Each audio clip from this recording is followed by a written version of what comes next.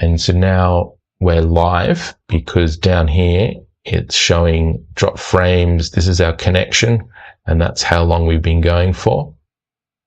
And that's our frames per second.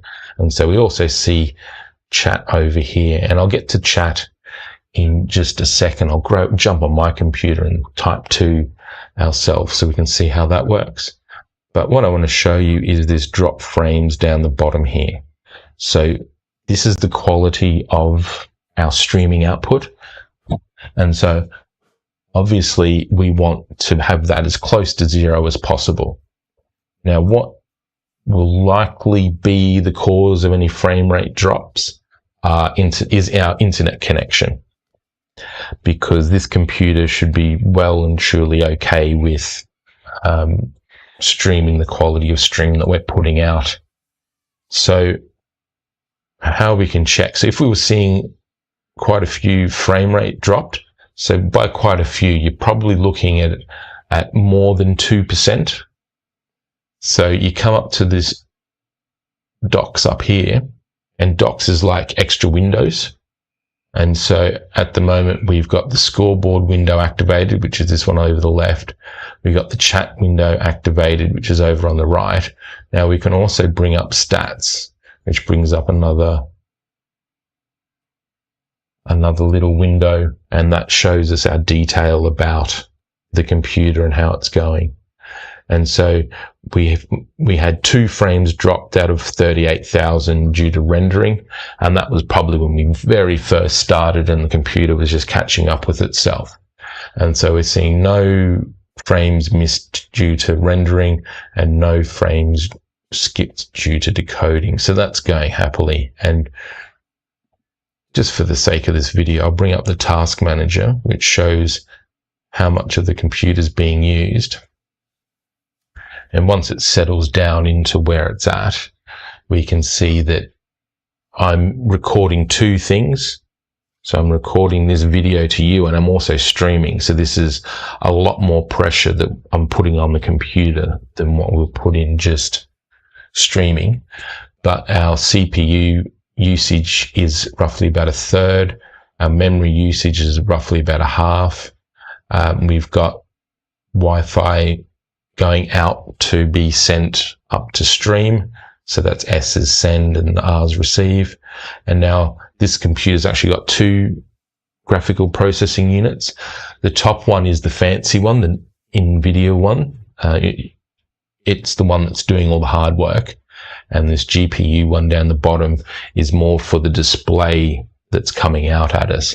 So everything is operating nicely there. We've got a temperature of below 50 degrees. So we want to keep it below sort of 65 degrees. So if you're running the laptop, if at all possible, keep it out of the sun, or perhaps just put something in the road so there's no direct sunlight beating down on it, and it's got a good ventilation around it just to keep the temperature as low as possible. But the amount that we run, the amount of pressure that we're putting on the computer, it should be fine. And of course, make sure you don't get the computer wet, because that's not going to be good for it either. So anytime rain is looking threatening, make sure you turn the computer off and stop the stream before you end up having to frantically stop the rain from beating down on things. So better to be safe than sorry in that sense. So our stream's going, and it'll be live on the internet at the moment. So what I'll do is I'll jump on my computer that's just here, and I'll bring up YouTube, and I should see it on my YouTube. I've got to go in and make a comment. So I've just come into YouTube, and I can say hi. Looks great. Coming through at 1080 quality. Excellent stuff. And then if I go back to the other computer, we should see it pop up in the chat. And there we go. It's popped up in the chat. And so, for example, if something's gone wrong, someone says, oh, you've got the score at 4-2 and it's actually 4-all now, you forgot to update the score, or you've got the score at 4-all and I think it's actually 5-3 or something like that. People can talk to you as they're watching, and then we can also reply and say, thanks.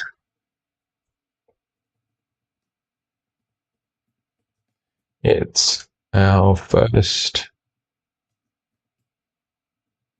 stream. And then that will go out with our little yellow highlight as being the host of the stream to anybody watching. So that's a good way to communicate with the home viewers. And of course, you don't even need to send a message. You can talk to them directly through the microphones. You can say, thanks, WNH. Glad that it's coming through really, really good on your end. Hope you're enjoying the broadcast. And so that's the setup of the software. And so the idea is that it just gets loaded up and with minimal effort can get going to work. So if something doesn't work, so if, for example, you load it up and the camera isn't working, what I would suggest would be shut down OBS, so shut down this program, unplug the camera from the computer, and then at both ends, so unplug it at least from the computer, plugged into the computer side, while the OBS is shut down, and then plug it back in again and the camera should appear. And then just make note that if it sort of appears as a smaller thing like that, to grab it there and just pull it out to be the whole screen, because for some reason it just does that. I'm sure there's a solution, but I just haven't found it, and it's easier just to pull it out. And just to quickly reiterate, turning on the basic message is turning on that little eye sign there. You can change it. So if you select it, so at the moment the Sony camera is selected, but we can still turn this on and off.